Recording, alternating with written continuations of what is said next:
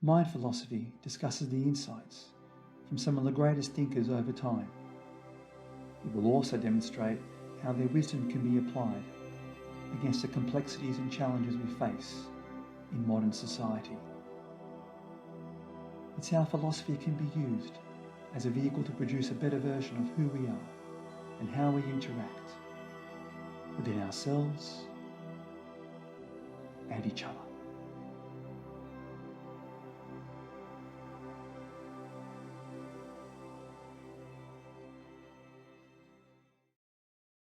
We may wonder about our behaviour as humans, or even animals and plants.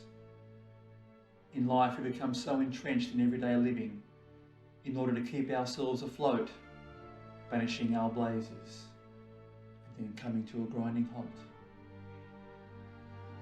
Yet, if we all stood back and made the effort to understand why not just people but also animals and plants react as they do, we would have a different view to how we conduct ourselves in our lives.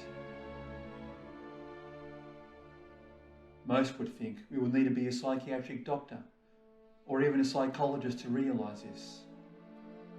Yet Schopenhauer has put our behaviour down to one word: will.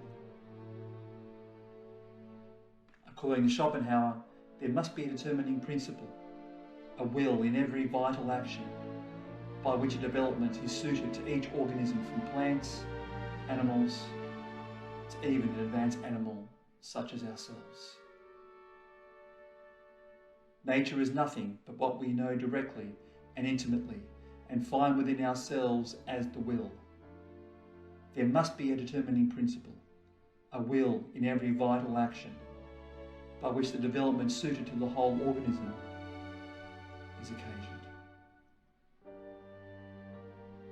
This is the identification of life at its most primal.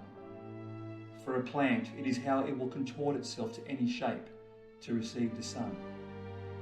For animals, it is a natural instinct, such as the spider's web, the bee's honeycomb, plotting the prey for the wolf of the night.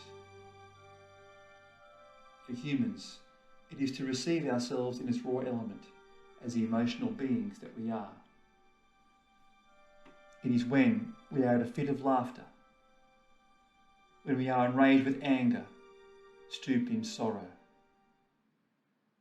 How we transcend ourselves in music and the arts. The will aligns the formation of our bodies, the passions of our bodily movements. How our brain and retina is curved in a minute accuracy that forms our impressions of sight. It is even how our bodies circulate blood, the neurology of our brains and central nervous system. Every organ is formed as a manifestation of will. It is a longing of the will to live, as Schopenhauer describes. The will is roused by circumstances. We all love to witness animal behaviour, as it represents a purity in a longing for life, as if we are seeing life in its truest form.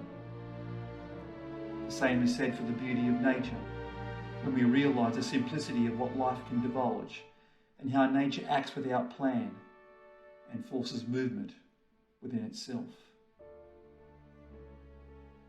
It also explains why we enjoy sporting events, even games that focus on strength, endurance and agility. It is life in a spontaneous form, and harnessing our true sense of belonging as the social beings we are. For in pure will, there is no formation that is too grotesque, as in a world of will, our purpose remains supreme. Yet, as Schopenhauer states that our life is will, in humanity, it is cloaked through a manner of representation. It is the objectivity of how we interpret the world's will. Representation is how we see our finite world through space and time. where through our perception we bear the gifts from our senses and develop a sense of our own through the mirrors of our minds. Yet representation is also an essential part of life, as we rely on our logic and intellect to guide us. We admire the wolf in its struggle for survival. Yet as humans we seek more than just the sustenance of food. Unless we live a life of a monk, we are all beings of desire and instinct. It cannot though be our soul master, but a servant of our psyche. Our minds are so intricate that it is made for us to represent our world in its own way. As it is a wonder, it is also, according to Schopenhauer, the cause of our suffering, where we become at odds with each other. While representation does not carry the instinctive and natural elements of the will, it provides the world this uniformity, intellectual knowledge, and balance. As through the will we understand who we are through nature and what we always will aspire to be. It is then left for us in representation, for what we make of it. The convoluted nature of ourselves is not always easy for us to realise.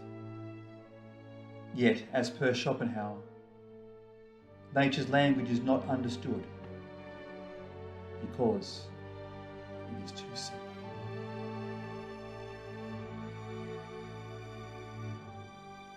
Thank you for watching.